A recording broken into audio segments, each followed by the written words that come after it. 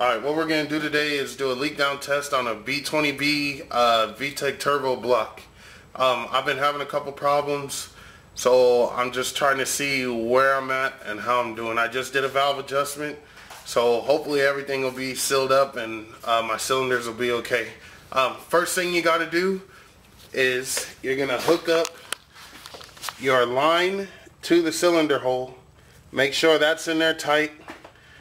And then you're going to go ahead and set up your tool. Now how you set up the tool is, this is actually a US General leak down tester. It won't go to the 100 PSI that's shown on there. It's only going to do about 10 to 15 pounds. Most important part is this gauge, and that's how you're going to gauge where your leak down percentage is. So first thing you're going to do is go to the air compressor, get your air compressor hose. You're going to hook it up to this end of the leak down tester, connect it right there, and your regulator supply is turned all the way counterclockwise. So now we're going to turn it clockwise and adjust the leakage gauge. We're going to go ahead and keep turning clockwise, and you want to get it right to the 0 mark, and then you're going to set your regulator. So that's all set, ready to go at 0. And now what I'm going to do is connect it. Oops. What I'm going to do is connect the tool now to the cylinder, and we'll see how it goes. So going to connect, and it's on there. And now this is my leak down percentage. I'm right at about 20%, which is kind of, it's low, but it really should be somewhere around 10 to maybe 15%. So that's how you tell if it's good. This gauge will tell you, you're in the green, and you start getting down lower and lower. But really it should be 10 to 15%. So how do you know where the air is coming from? Well, if you had a really leaky cylinder, let's show you what's going to happen. So what I'm going to do is disconnect this for right now. This is actually top dead center. I don't know if I said before. For cylinder number 3, it's top dead center. So when I, I'm sorry, cylinder number 2. When I go to top dead, when I move it over to cylinder number 1, I won't be top dead center. But this is just for to show you what it's going to sound like when you do have a major leak, maybe a bent valve or something like that. So we're going to go back to the gauge, and we're going to adjust it back to 0 again. Just as if we were starting fresh. So counterclockwise, let all the air out. Bring it back to clockwise. Go to 0. Lock the regulator.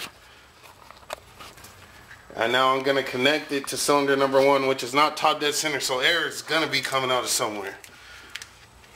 Connect it. Immediately I can hear air rushing out. So let's check the gauge.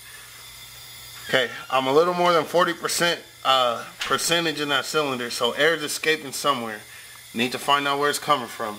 What you want to do is check the radiator. See if there's any bubbles coming out the radiator. We're good on that. You can check your crankcase, and I actually have a tube that's coming from the bottom of my crankcase, and I can check it here. I'm listening for it first. Don't hear anything. I can actually put my finger over it, see if it's going to build pressure or if I hear a change in sound. Okay, that's not going to do it. Also, that's letting you know that it's not getting past your rings. Then you want to check your throttle body. Now if it's coming through the intake, you're going to hear the air escaping out of the throttle body once you open it. Alright, so we're back. Had the compressor cut on in the middle of testing, so had to wait for that to cycle. So I still hear the air escaping. We're still at about 40%. What you're going to do is open the throttle body and see if you can hear any air escaping out the throttle body.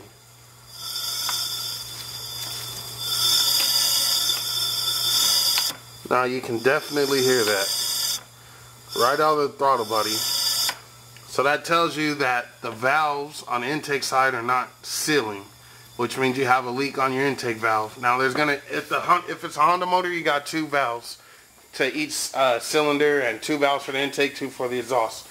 So it's going to be these two valves back here that are going to be open, and that's going to be evident because my cam is actually pushing down on them right now to have them open because I'm not at top dead center.